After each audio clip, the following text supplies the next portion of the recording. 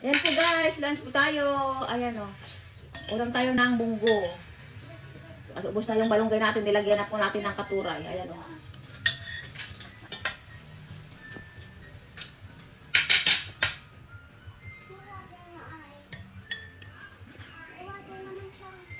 Nilagyan natin ng katuray. Sino nakaka-relate dyan ng katuray?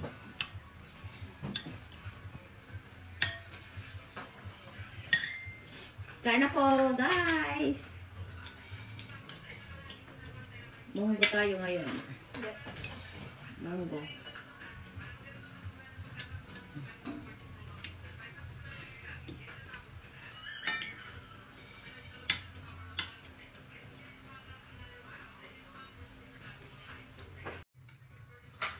Ang sarap nang lagyan ng katuray yung munggo.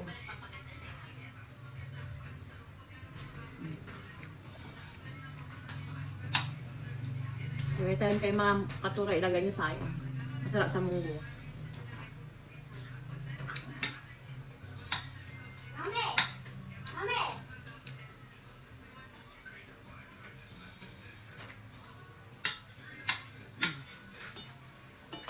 Kahit papakan nyo na lang yung ano, yung katuray.